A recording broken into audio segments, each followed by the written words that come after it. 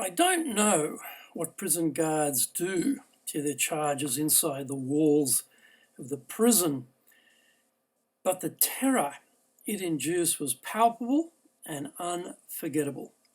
Jail time in Japan is not aimed at redemption, by the way.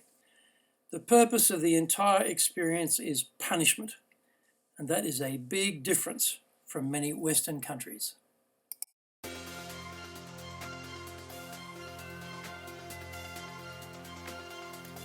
Shinnen akemashite omedetou gozaimasu. Kotoshi mo yoroshiku onegai itashimasu. Well, Happy New Year and welcome to the Leadership Japan series, and I'm your host in Tokyo, Dr. Greg Story, President of Dale Carnegie Training Japan. And much more importantly, you are a student of leadership, highly motivated to be the best in your business field. If you enjoy the program, then please go over iTunes and subscribe, leave us a review. We'd love to hear what you think about the series. How about your own access to 103 years of the accumulated wisdom? Well, actual fact, it's now 104 years of the accumulated wisdom of Dale Carnegie Training. Get our free report. Stop wasting money on training, how to get the best results from your training budget. Plus our free white papers, guidebooks, reports, training videos, blogs, newsletters, course information, plus much more at japan.dalecarnegie.com. If you have a performance or people challenge in Japan, then maybe we can help you. Contact me at greg.story, that's greg.story, S-T-O-R-Y, at dalecarnegie.com. This is episode number 132. And today we are talking about do the right thing in Japan always. Reputation in business is critical.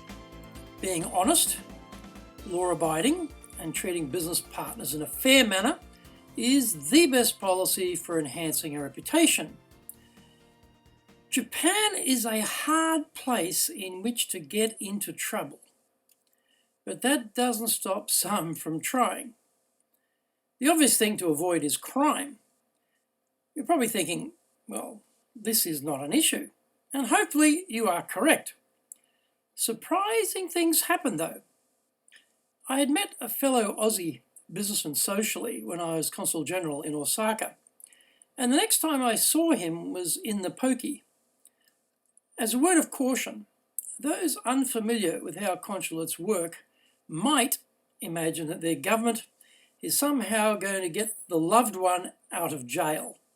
Sadly, the consular vehicle won't be backed up to the compound wall to spring their national.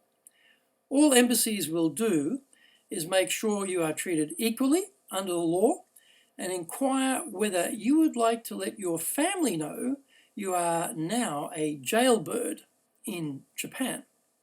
In this case, my Aussie compatriot did not want his family informed that he had been nabbed by the store security for shoplifting a small value item from a major retailer, nor that in his bag the police found a substantial wad of cash and a smorgasbord of illegal pharmaceuticals. After conducting many prison visits to incarcerated Aussies, let me assure you, don't wind up in Japan in jail. The sheer fear in the eyes of all those I visited was seriously scary. One drug mule, a hulking decky on a prawn trawler, was so obviously terrified of his guard, it still lingers in my mind's eye. I don't know what the prison guards do to their charges inside the walls of the prison, but the terror it induced was palpable and unforgettable. Jail time in Japan is not aimed at redemption, by the way. The purpose of the entire experience is punishment, and that is a big difference from many Western countries. No jail time for me, you say. Hopefully, you are correct. But you might be juiced up, having a big night on the town, celebrating in Roppongi, and a fight suddenly erupts with some fellow muscular revelers sporting crew cuts. You jump in to help your mate. Things rapidly go south, and the cops arrive to clean it up. If the fracas involved locals, then don't imagine the cops to give any credence to your side of the story. Hey, they started it, and expect the judicial system to take a similarly harsh view of your unseemly behaviour. By the way, binge drinking Brits and alcohol and testosterone fueled Aussies with short tempers, in particular, be careful. Now, it might be social media that brings your reputation undone. Your good name can be trashed all over the internet very easily and quickly. Recently, I received a broadcast Facebook query looking for help in locating a bad debtor. Amazed, didn't even begin to describe my reaction, as I knew both small business parties. Wow, this is going everywhere, I thought, and how damaging that was for the named business partner's reputation. We are all so interconnected today. One simple posting can be shared and dispersed with speed and breadth. It may or may not be warranted, but the damage is done all the same. Retribution for not paying your way and not having a meaningful conversation with your buyer can be very expensive. Tokyo is still a small village for foreign business people, and everyone knows everyone else pretty much. Broadcast postings set off concerns about not getting paid, which means future business potentially evaporates as no or low risk reactions set in. Another cautionary tale came about from a false Facebook address. If you have really upset someone and they decide to go after you, then the business social media environment is perfect for waging acts of revenge.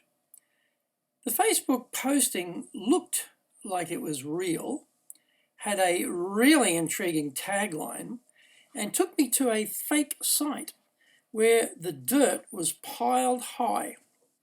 This site was bursting with this person's alleged business skullduggery, and their reputation was being shredded on the spot. It took me a moment to work out it was a fake posting because it was so well done, but the damage to reputation must have been enormous. For a small amount of money, you can command Facebook to send out a promoted post to specific demographics. That provides a lot of scope for little investment. Again, dealing with people honestly and in a straightforward manner saves a lot of time devoted to damage control and precludes reputation obliteration. Paying your bills is always a critical thing in business, but some people are too clever by half. They've worked out that when you owe a substantial sum of money, the problem is now the other guys. Collecting the amount owed, if it is not mega, is costly and time-consuming. Knowing it falls between too little to go to court over and too much to ignore, they offer pennies on the dollar.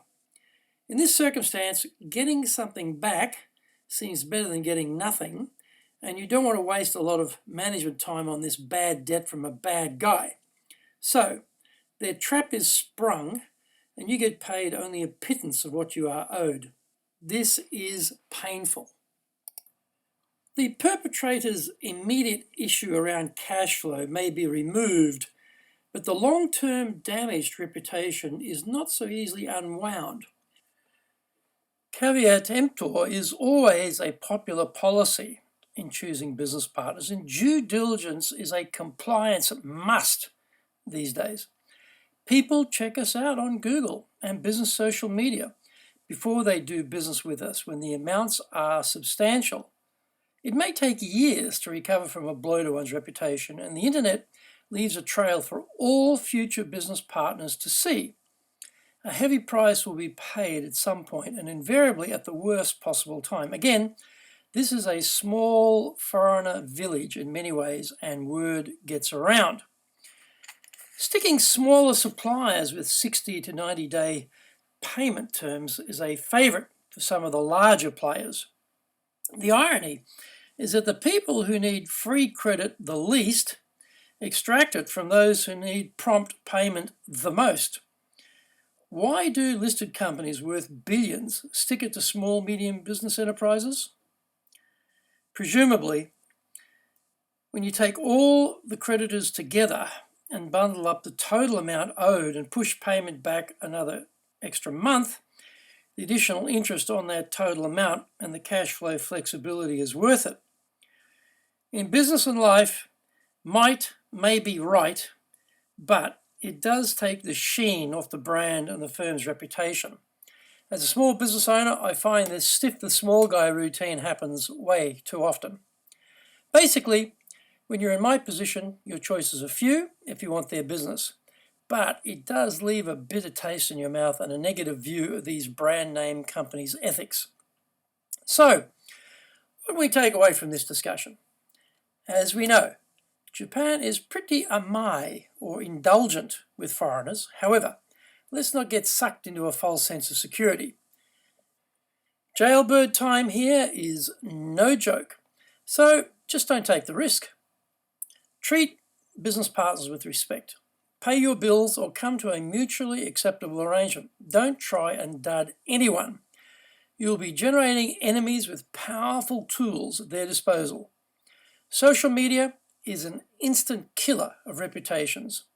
The stain is semi-permanent and very hard to erase. If you create an adversary on social media, hostilities could continue indefinitely and future business opportunities could close out. So, let's always do the right thing in Japan. As the saying goes, the radius of the circle of karma is shorter than you think. Thank you for joining the Leadership Japan series. If you found the program useful, then please subscribe on iTunes and leave us a review. As mentioned, if you have a performance or people challenge in Japan, then maybe we can help you. Contact me at greg.story, greg.story, S-T-O-R-Y, at dalecarnegie.com. Also remember, to access your Dale Carnegie training free reports, white papers, guidebooks, training videos, blogs, newsletters, course information, plus much more, then go to japan.dalecarnegie.com.